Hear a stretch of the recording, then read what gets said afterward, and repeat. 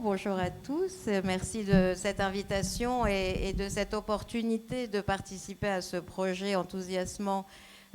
qui intervient à un moment où on est à la croisée de chemins et à un alignement de quelques planètes, puisque on a ce soutien à l'innovation qui est majeur, massif dans notre pays après le Conseil stratégique des industries de santé, le plan Innovation Santé 2030, la stratégie décennale qui fait suite à un certain nombre, plusieurs plans cancer marquants et qui vraiment ont placé notre pays dans une position de leader, hein, de pionnier. Et puis la Ligue qui est un partenaire d'Unicancer, bien sûr, majeur, et on renforce chaque jour ce partenariat avec ce rôle des patients et des associations de patients qui interviennent de plus en plus dans la prise en charge du cancer, dans la recherche et en particulier donc dans la direction que j'ai eu l'honneur de prendre en janvier. C'est un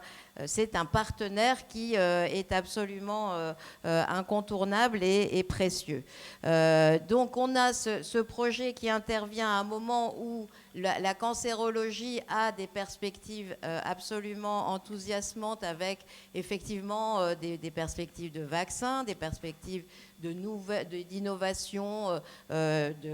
d'anticorps bispécifiques, d'anticorps conjugués qui ouvrent plein de perspectives, de dispositifs numériques. La place du numérique est de plus en plus importante dans la recherche aussi, et la combinaison, la télésurveillance, la combinaison des outils numériques et des nouvelles voies thérapeutiques fait qu'aujourd'hui la recherche est en train d'accélérer et d'avoir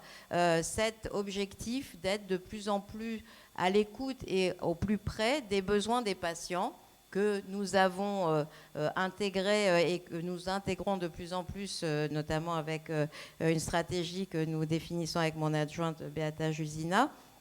Nous avons de plus en plus besoin d'écouter cette parole des patients et de faire en sorte que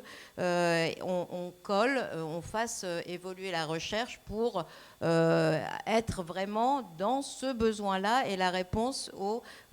besoins non couverts.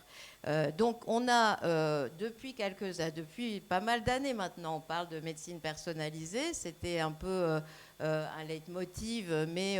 on avançait très doucement. Aujourd'hui, la médecine personnalisée, c'est une réalité et identifier des cibles moléculaires, c'est quelque chose qui est dans toutes nos études, qui a des nouveaux outils, qui a des nouvelles perspectives. Et on a donc à Unicancer, Unicancer, c'est à la fois une fédération des centres de lutte contre le cancer, les 18 plus 2 centres qui sont complètement dédiés au cancer, et un groupement de coopération sanitaire qui héberge donc la recherche contre le cancer, donc avec deux directions, ma direction de la recherche clinique et une direction aujourd'hui data et partenariat. Et donc on a dans cette direction plusieurs groupes de recherche qui sont dédiés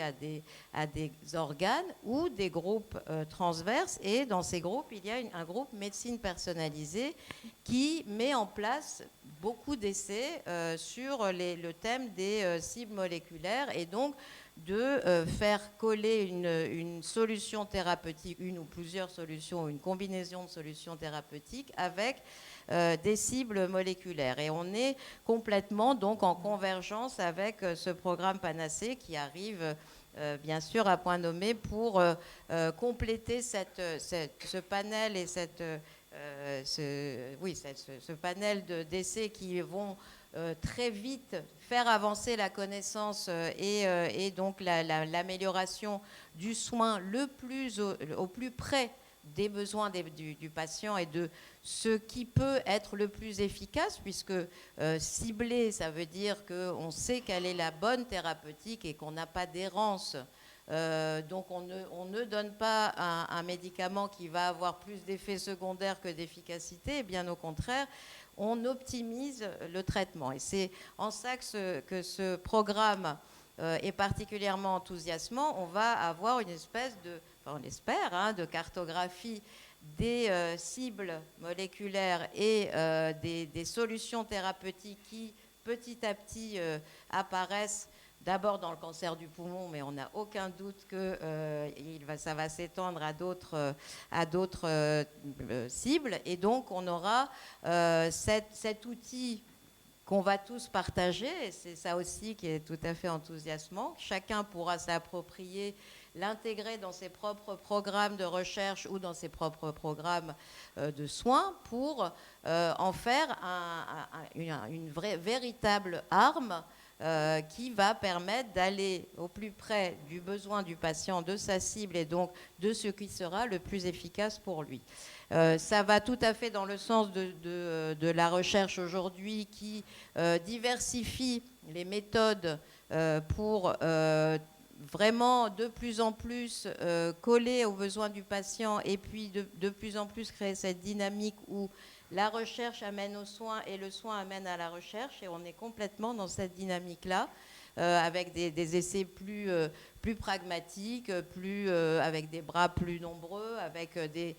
bras numériques, et puis des modèles. Hein. La modélisation, c'est vraiment quelque chose qui est aujourd'hui majeur, puisqu'on va pouvoir faire ce qu'on appelle les essais in silico, où on modélise des tumeurs, et c'est aussi dans un programme majeur dont Unicancer fait partie, qui est mené par Fabrice André, qui s'appelle l'IHU Prisme.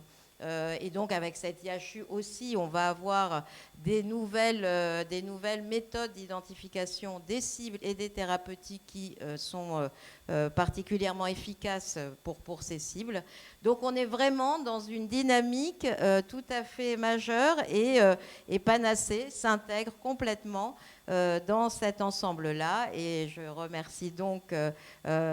David Aubry, Vincent Bréchin qui sont là aussi pour nous représenter dignement, et puis Iris, Daniel et bien sûr Agnès